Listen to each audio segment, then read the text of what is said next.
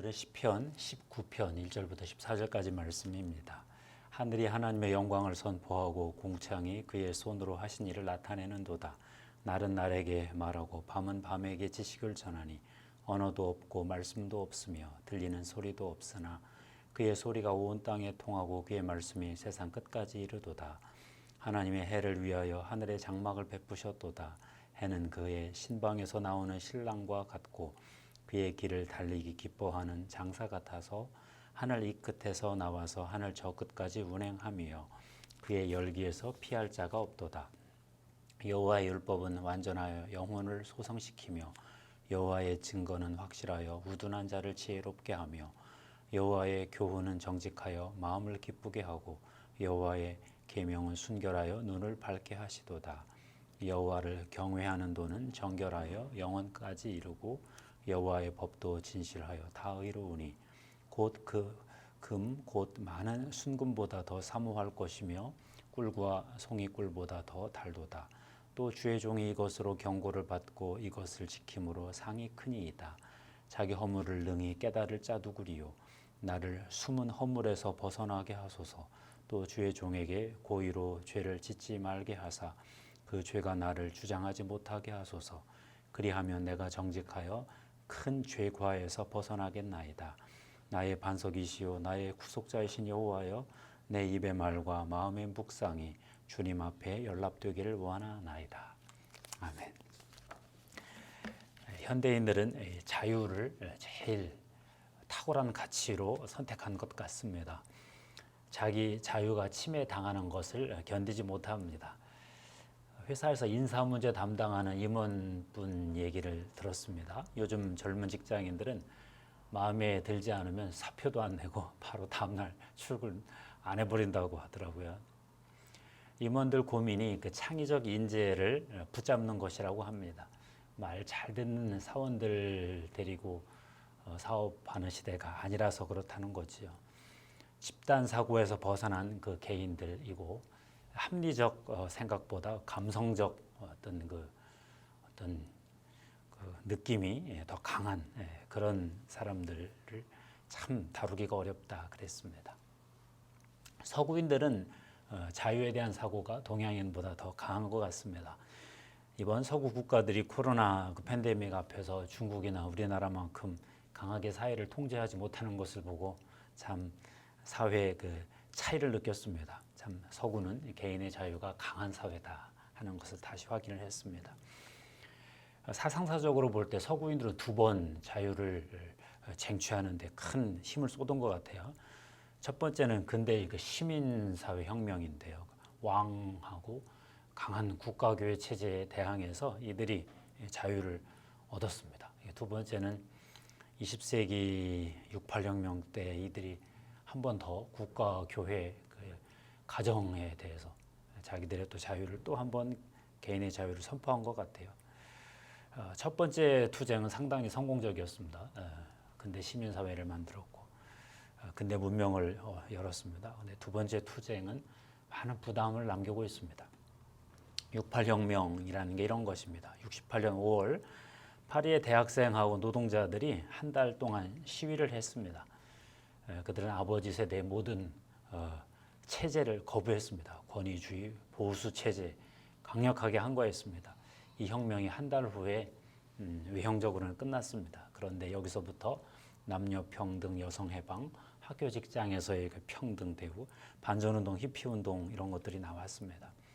그들의 생각은 문화와 사상 속에서 계속 발현되었고 발전했습니다. 드디어 보편적 이성과 법을 거부하는 이 포스트 모던 문화를 이들이 드디어 형성시켜 놨습니다. 최근 한국 사회도 드디어 68혁명에 기초한 포스트 모던 문화가 그 모습을 드러내고 있다. 저는 그렇게 관찰하고 있습니다. 대학과 사상계가 먼저 가더니 요즘은 문화계가 엔터테인먼트 방송계를 중심으로 거의 그쪽으로 넘어간 듯하다. 저 같은 50대 후반 세대는 텔레비전 보기가 좀 부담스러울 정도의 문화적 어떤 변화가 감지가 되고 있습니다. 68혁명이 억압을 거부한 것은 잘한 일이다라고 저도 봅니다. 그런데 그 대가가 생각보다 만만치가 않습니다. 모든 억압을 부정하면서 어려운 문제가 생겼는데 법이 무너질 위기에 처했습니다. 절대적 법이 없이 인간이 존재할 수 있을까? 법이 무너지면 그러고도 인간이 살 수 있을까? 이런 질문들이 나오고 있습니다. 기준이 없어지면 그 결과는 상대주의, 허무주의뿐인데 과연 서구 문명이 이 상대주의, 허무주의의 망령에서 살아남을 수 있을까? 이런 고민이 시작이 되고 있습니다. 자유의 대가가 생각보다 크다 싶습니다. 인간은 법 없이 살기가 어렵습니다. 사실 법이 문명을 만들었지 않습니까? 서구인들이 세계 패권을 잡은 것은 자연과 사회에서 법이 있다 이걸 믿었기 때문에 가능했던 일이었습니다. 아이작 뉴턴이 드디어 자연 세계에 법칙이 있다는 걸 만유인력 중력의 법칙으로 드러내서 서구인들의 사고가 그쪽으로 넘어갔습니다. 과학 혁명의 개가이지요. 다른 문명에서는 이런 과학 문명이 나오지 못했습니다. 역사가들은 서구인들이 이 자연 과학을 발전시킬 수 있었던 것이 하나님의 창조를 믿고 합리적 하나님이 자연의 합리적 질서를 새겨 놓으셨다. 그걸 발견하는 것이 과학자들의 작업이다. 이걸 믿었기 때문에 가능했다고 해석하고 있습니다. 오늘 시편 말씀도요. 자연에 새겨진 하나님의 법을 찬양하고 있습니다. 하늘이 하나님의 영광을 선포하고 궁창이 그의 손으로 하신 일을 나타내는도다. 날은 날에게 말하고 밤은 밤에게 지식을 전하니 언어도 없고 말씀도 없으며 들리는 소리도 없으나 그의 소리가 온 땅에 통하고 그의 말씀이 세상 끝까지 이르도다. 최근에 우리나라의 탁월한 과학자 한 분한테 들은 신앙 고백적 참 아름다운 이야기를 들었습니다. 서울 공대 그 현택환 교수님이신데 화학을 전공하시고 나노 기술로 이제 공대 쪽으로 가셨어요. 본인이 처음 귀국했을 때는 나노 기술 공부하는 분이 없어서 선배 교수들한테 니 무슨 전공했나 나노 기술입니다 그러면 니 나노 그러면서 선배들이 놀리기도 하고 웃기도 하겠다고 그러는데 지금은 서울공대 교수 300명 중에 40%가 나노 입자를 연구한다고 합니다. 그러니 이분이 초기에 얼마나 많은 고생으로 이걸 닦아 놓으셨겠어요. 저는 잘 모르지만 그분이 과학자들이 받는 상 3개를 통틀어 받아가지고 과학계의 그랜드 슬램을 달성했다는 얘기를 듣는데 제가 외부인이라 모르겠더라고요. 그분이 쭉 강의를 하시다가 끄트머리에 이런 얘기를 했습니다. 선입견을 내려놓고 자연을 관찰하고 우주를 관찰하고 내 몸을 관찰을 하면 정말 창조주를 할 수밖에 없다. 아무리 공부를 해도 과학 지식이 발전을 해도 자기가 볼 때는 코끼리 발톱에 때 정도의 지식을 얻는 것 같다. 그냥 경외스러울 뿐이다. 이런 표현을 써요. 자연계 속에서 하나님의 법칙을 발견하는 그 과학자들의 고백에는 뭔가 좀 묵직한 울림이 있습니다. 존 럭크라는 그 철학자가 자연의 법칙이 있는 것처럼 사회에도 법칙이 있다는 걸 주장하기 시작을 했습니다. 로크의 논리는 이러했습니다. 인간은 자연 상태에서 신으로부터 공평한 권리를 받았는데 그것은 재산권이다. 자연에 내가 노동을 해서 뭔가 소유를 얻으면 그건 내 거다. 그 재산권을 지키기 위해서 국가도 만든 것이다. 사회 계약도 하는 것이다. 아무튼 로크는 자연에만 법이 있는 게 아니라 사회에도 법이 있다. 인간의 재산을 지키는 법이 있다.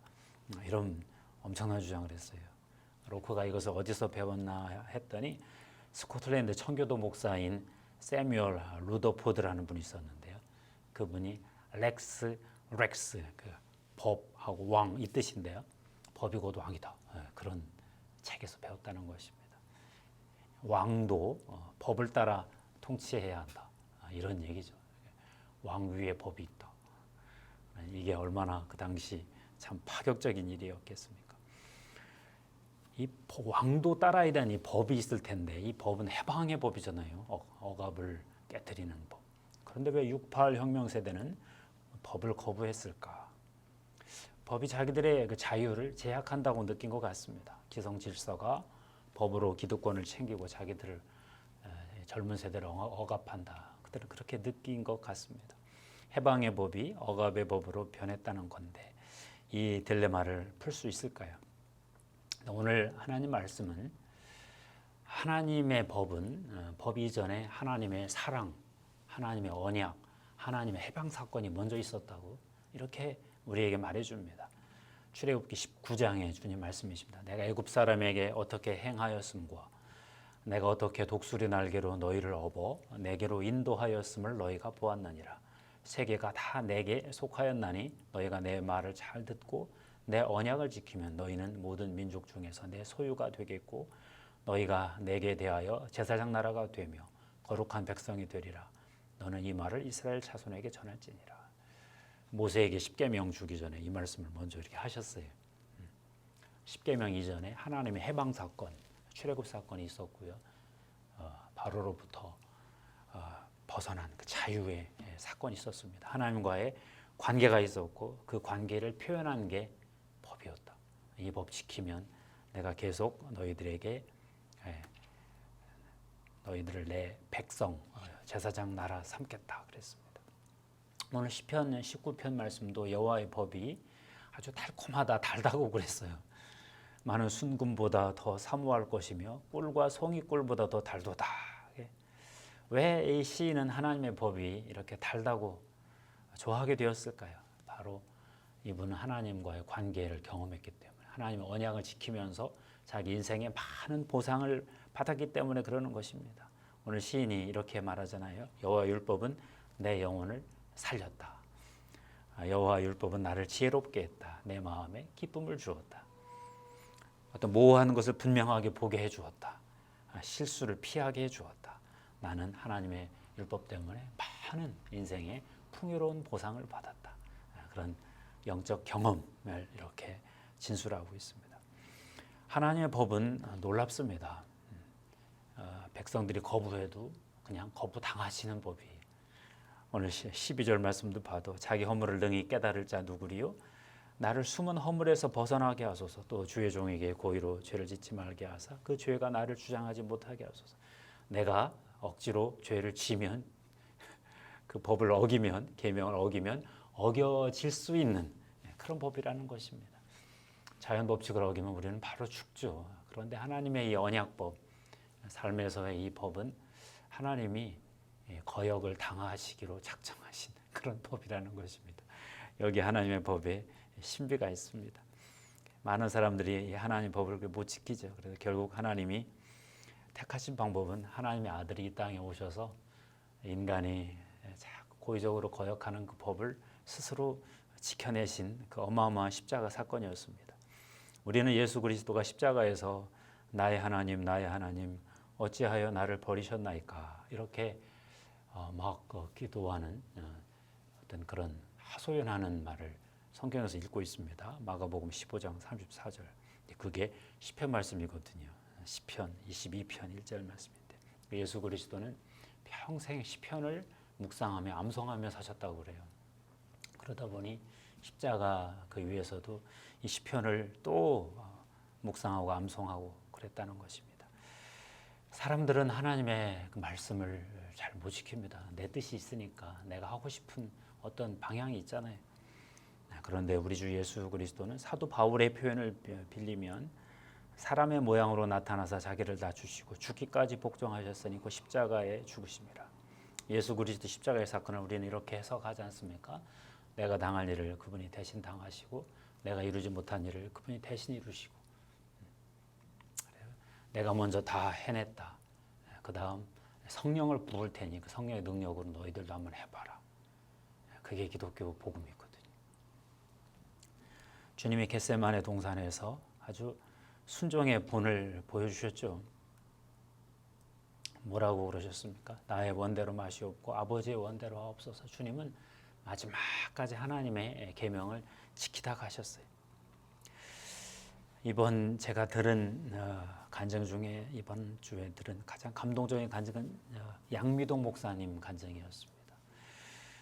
이분은 참 인생이 너무 힘들었어요. 그 16번째 전신 마취 수술을 받고 나서 예수님을 영접하셨는데 그 뒤로도 6번 더 수술을 받으셔서 인생에 지금까지 22번 어떤 전신 마취 수술을 했다는 것입니다. 20대 26, 7에 팔 기계에 빨려 들어가서 72조각 나서 그때부터 다쳐가지고 많은 평생 아픔을 겪고 75% 전신 화상도 당하시고, 그리고 이분 하시는 게 뭐냐면 장애인 사역이에요. 화상으로 이렇게 당한 그 장애인들을 그렇게 섬겨요. 좌우 쉼터 교회를 하신다고 그러더라고요. 근데 그분이 교회가 재밌어요. 22명, 25명 정도 교회가 모이는데, 또 그런 장애인 센터 교회에 누가 오나요? 그랬더니 다 봉사자 출신들이래요. 예수 안 믿고 그냥 봉사하러 왔다가 목사님 보고 놀래고 장애인들 보고 놀래고, 그러다가 이게 예수를 믿게 된 사람들, 이들하고 같이 장애인들하고 같이 교회를 하는데 어떻게 저렇게까지 참 헌신을 하냐 그랬더니 그분이 이런 말씀을 하셔요. 나보다 음지에서도 사역한 사람들을 나는 많이 만나봤습니다. 나는 어디 가서 명함도 못 내밉니다. 제가 보기에는 어떻게 저런 장애인 사역이 가능한가 그랬더니, 그날도 이렇게 간장하러 오실 때 벌써 진통제 주사를 맞고 오신 거예요. 아파서 견디지를 못하시는 거예요. 그러니까 날마다 진통제 주사 맞으면서 그냥 사역을 하시는 건데, 사회자가 그렇게 물어봤습니다. 불가능한 어떻게 이런 사역을 합니까? 그랬더니 양미동 목사님이 이런 고백을 하셨어요.